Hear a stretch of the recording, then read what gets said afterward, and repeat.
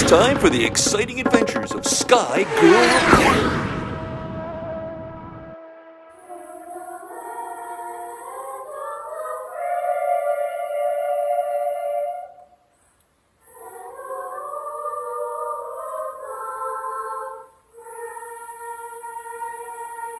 Recently, I was invited to attend a town hall being given by my representative in Congress, Sara Jacobs.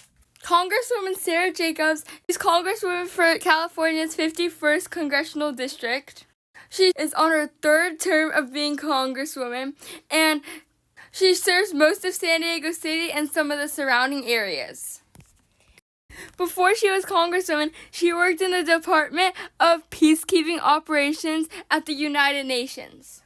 She was also the founding CEO of Project Connect, a nonprofit dedicated to helping schools connect to the internet around the world.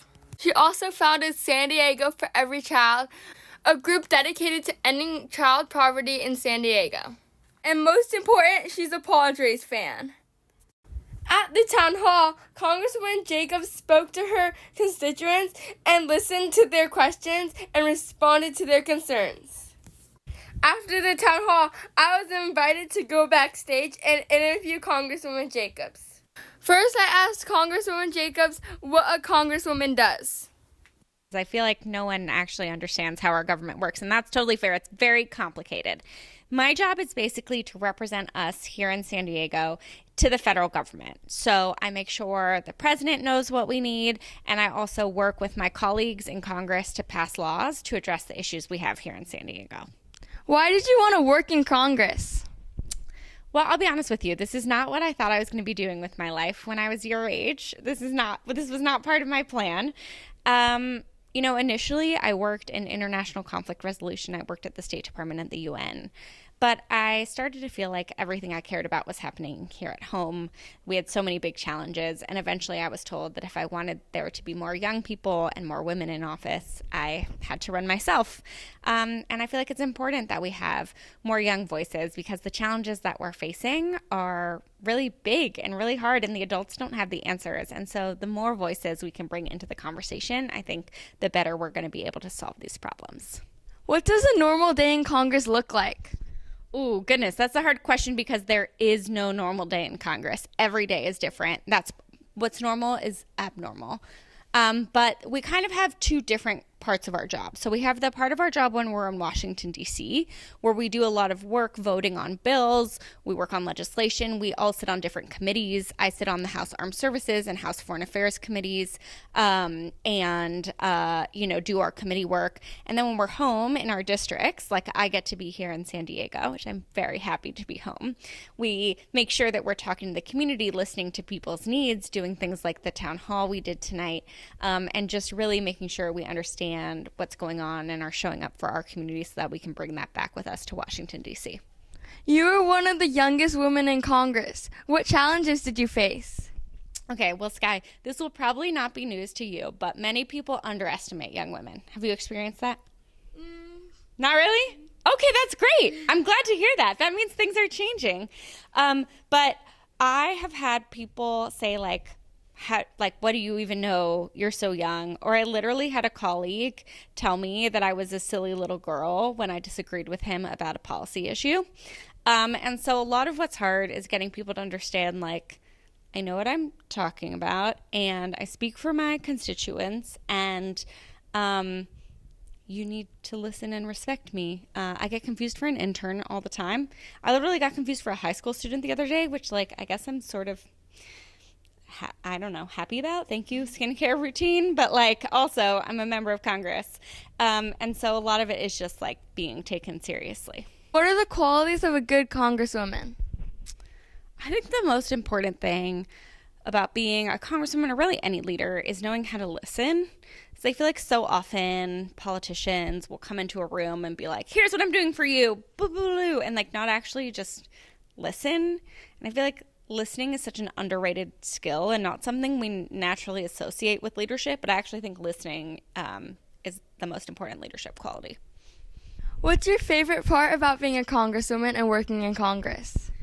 My favorite part is getting to meet awesome young people like you, and also just getting to wake up every day and think, like, what can I do to make our community better? Like, that is such an awesome thing that's my job.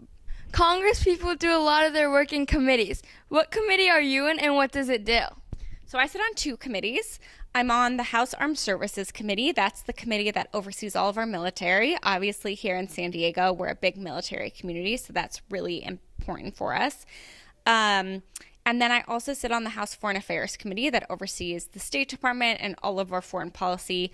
On that committee, I'm the ranking Democrat on the subcommittee on Africa. So I do a lot of work thinking about what U.S. policy towards Africa should be and how we can be doing a better job thinking about making sure our foreign policy actually aligns with our values. What's the most important legislation that you've introduced to Congress? Ooh, that's a tough one. Okay, I'm really proud that in my first term we passed the American Rescue Plan, which included an increase in the child tax credit that literally cut poverty in our country in half.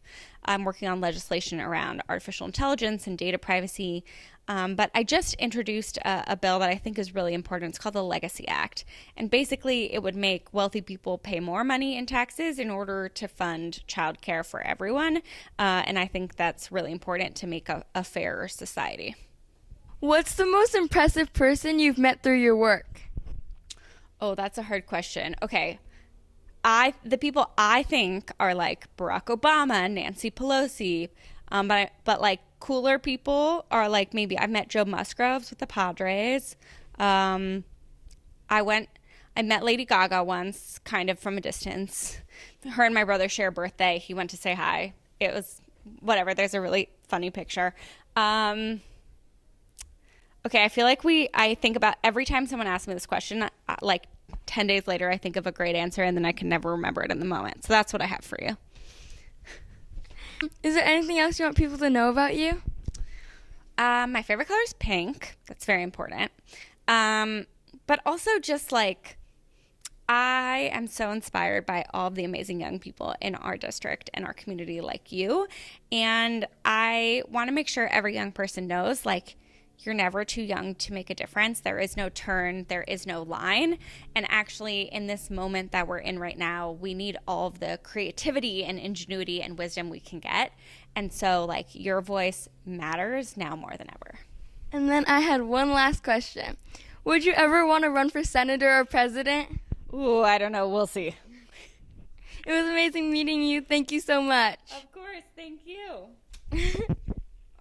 After the interview, something really big happened. Okay, and while the camera's rolling, not to impede on your journalism integrity, but we do a thing in our district where we highlight outstanding youth who are doing amazing things, and you are obviously an outstanding youth. So here is a certificate of congressional recognition for all of the work you do, making sure that our community knows what's going on.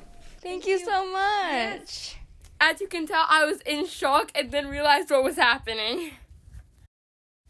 Here's the amazing award that Congresswoman Sara Jacobs gave me. I'd like to give a big thanks to Congresswoman Sara Jacobs and for this amazing award, and I hope to see you next time on Sky Girl Reporter with a new adventure. Bye!